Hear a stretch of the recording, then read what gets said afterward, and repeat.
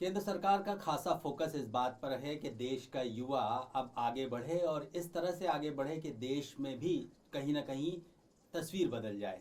और इसके साथ साथ में फोकस ये भी है कि क्योंकि युवा भारत है, युवा भारत के कंधे पर ही 2047 का जो सपना है विकसित राष्ट्र का, वो देखा जा रहा है।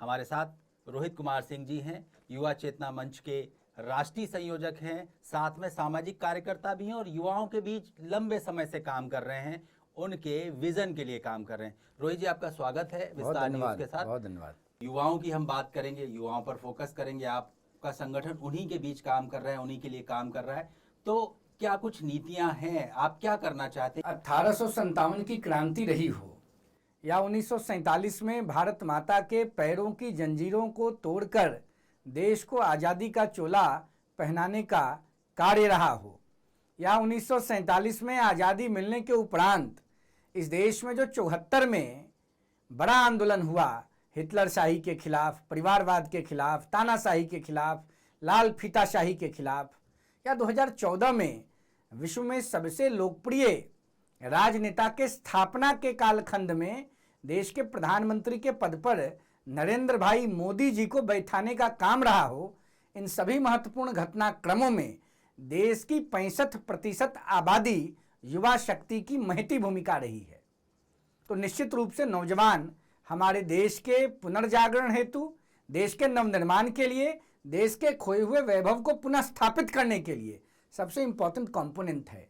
जो भाजपा की सरकारें हैं, केंद्र सरकार है, मोदी जी अच्छे प्रयास युवाओं के लिए क्या कर रहे हैं? लगातार प्रयास ही न हो रहा है। नौजवानों के लिए स्किल इंडिया का प्रोग्राम लाया गया। गांव में जो मिट्टी का बर्तन बेचारा बनाता था, वो गांव के चत्ती चौराहे तक आकर के उसको बेच के घर चला जाता था। नरेंद्र मोदी जी की सरकार ने स्किल इंडिया योजना को लागू करके आज वो मिट्टी का बर्तन, जो आपके गांव, आप कहाँ के रहने वाले हैं? मूलतः मुरैना का। मुरैना मिट्टी का खूब काम होता है। भिंड और मुरैना ग्वालियर के बगल में मुझे जाने का अवसर मिला है कई बार।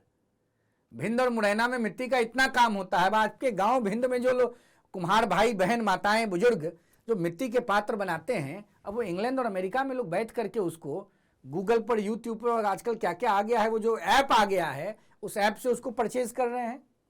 कितनी बड़ी संचार क्रांति का सदुपयोग माननीय मोदी जी की सरकार ने स्किल इंडिया के माध्यम से कर दिया। देश में नई शिक्षा नीति आई, नई शिक्षा नीति, राष्ट्रीय शिक्षा नीति 2020, उससे क्या कुछ तस्वीर आपको लगता है बदल जाएगी वाकई में? 189 सालों के बाद, 189 ईयर्स के बाद माननीय मोदी जी ने देश की पौराणिक शिक्षा व्यवस्था को लागू करने का प्रयास किया। आपको याद होगा, हो सकता है मैं कुछ साल में गलती बोल दूं तो आप भी सुधार सकते हैं, व्यूअर्स भी अपनी राय देंगे। 1835 में मैकॉले ने इंग्लिश एजुकेशन सिस्टम इंप्लीमेंट किया था भारत के अंदर। ईस्ट इंडिया कंपनी के लीडर के रूप में भारत के अंदर 1835 में मैकॉले ने अंग्रेजी शिक्षा नीति लागू की थी।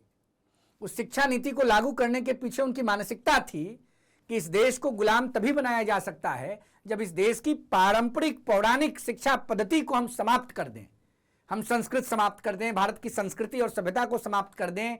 देश में गुरु के प्रति, समाज में अपने से वरिष्ठ लोगों के प्रति जो आदर और सम्मान का भाव था उसको समाप्त कर दें। वो शिक्षा के माध्यम से हो सकता है। वो काम मैकॉले ने किया, फिर भी समाप्त नहीं कर पाया। ईस्ट इंडिया कंपनी समाप्त हो गई।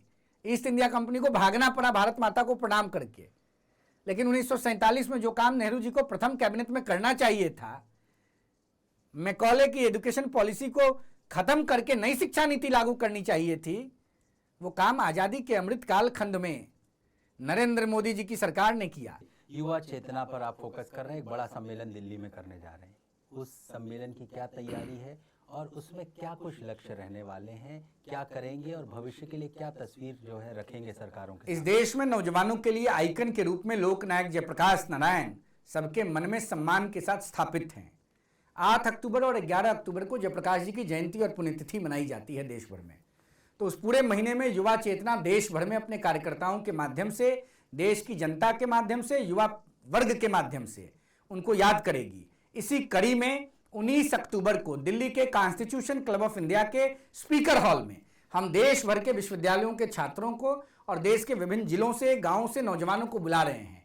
और देश में जो परिवारवादी शक्तियों का मन बढ़ता जा रहा है, जिस प्रकार से गरीब कमेरावादी साथियों को दबाने का प्रयास किया जा रहा है, किसान और मजदूर की संतानों को समाज के मुख्यधारा से आने से रोकने का षड्यंत्र रचा जा रहा है, इसके खिलाफ रणनीति बनाई जाएगी। और लगातार जिस प्रकार से कांग्रेस के युवराज और लोकसभा में विपक्ष के नेता के रूप में आसीन राहुल गांधी जी षड्यंत्र कर रहे हैं, इनकी षड्यंत्रकारी नीतियों के खिलाफ देश का नौजवान आंदोलन का घोषणा करेगा और राजनीति में परिवारवाद के बीज को मिट्टी से निकाल के फेंकना है, इस पर भी रणनीति बनाई जाएगी। तो आपने देखा, इसी तरह से हम आपको हर हफ्ते एक न एक शख्सियत से मिलवाते रहेंगे और देश के विकास में उनके योगदान की क्या सार्थकता है ये भी बताते रहेंगे।